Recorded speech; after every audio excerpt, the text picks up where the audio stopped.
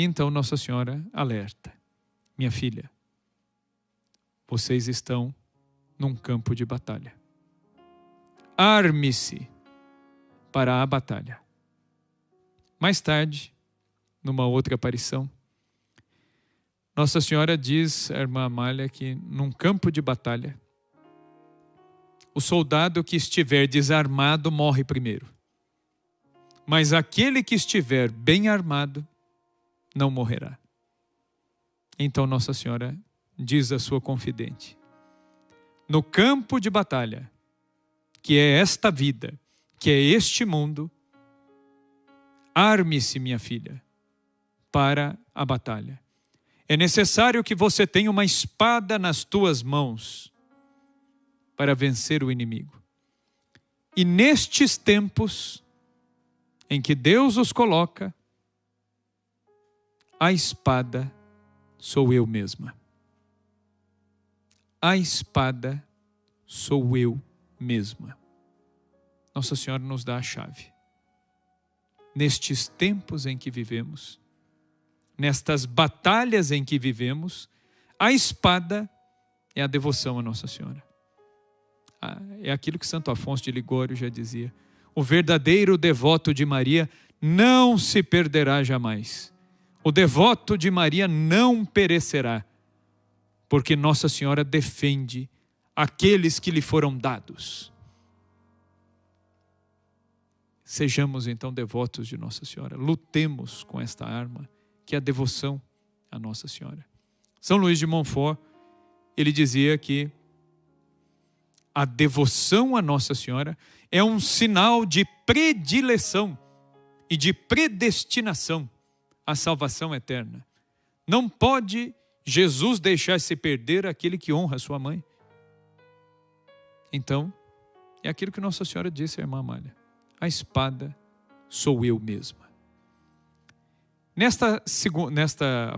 Na primeira aparição, Jesus ensina as orações. Na segunda aparição, Nossa Senhora se mostra. E nesta segunda aparição, Nossa Senhora faz uma série de promessas em relação à coroa das lágrimas. Nossa Senhora, uma primeira promessa que ela fará é relativa à conversão. Nossa Senhora disse à irmã Amália que aqueles que rezassem a coroa, ela prometia a eficácia destas orações em relação a algumas coisas específicas. Primeira promessa de Nossa Senhora: ela garante uma eficácia na conversão dos pecadores, especialmente dos espíritas. Ou seja, se rezarmos a coroa das lágrimas na intenção da conversão dos pecadores, especialmente os espíritas, Nossa Senhora nos garante que nós obteremos sucesso com essa nossa oração. Conseguiremos esta conversão. E todos nós sabemos que, às vezes, mais do que uma cura física, mais do que um milagre estrondoso de cura de um câncer, etc. e tal, é a conversão de uma alma. A conversão de uma alma é um milagre maior do que a ressurreição de um morto. Porque a conversão de uma alma é o reviver de algo que poderia morrer eternamente. Uma alma em pecado que pode comprometer a sua salvação eterna. Mas ela abandona o pecado e se volta para Cristo. Isso é um milagre muito maior. E Nossa Senhora promete uma eficácia na conversão dos pecadores se rezarmos a coroa na intenção deles. Segunda promessa: Nossa Senhora garante uma eficácia exorcística para a oração da coroa das lágrimas. Ela diz que garante uma eficácia naquelas orações pedindo a libertação dos possessos. Quem rezar a coroa das lágrimas pedindo a libertação de um possesso vai obter sucesso. Ou aquelas pessoas que estão sofrendo tentações fortíssimas em relação a um determinado pecado, a uma determinada situação, estas pessoas, se rezarem a coroa, serão libertas. Ou seja, os possessos, aqueles que sofrem grandes tentações, ou aqueles que sofrem obsessões demoníacas, também serão libertos de tudo isso, de todo o mal.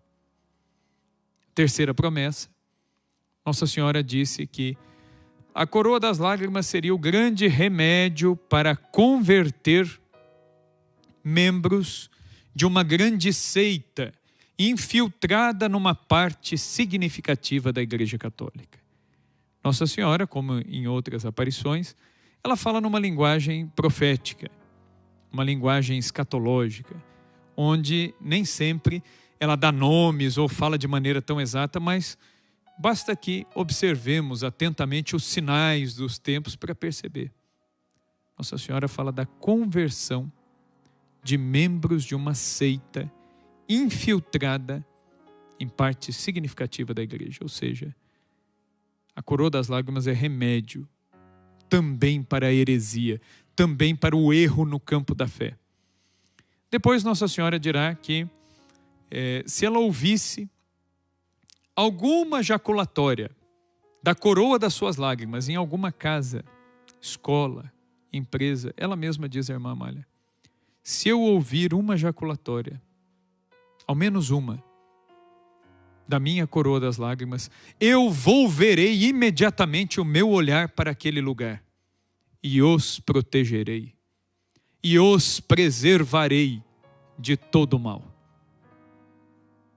Depois ela ainda promete o seguinte: aquelas famílias, a aparição de Nossa Senhora das Lágrimas, ela tem dois acentos importantes. Nossa Senhora fala muito das famílias e Nossa Senhora fala muito da vida consagrada. Os religiosos, as religiosas e os sacerdotes. Então Nossa Senhora fala destas realidades nesta aparição.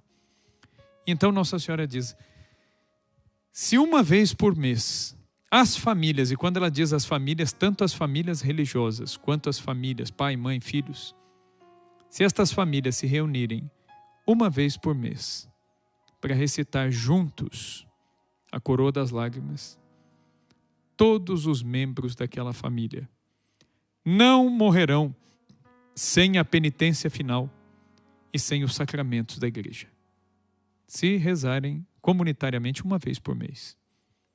Mas depois ela promete, faz outra promessa ainda.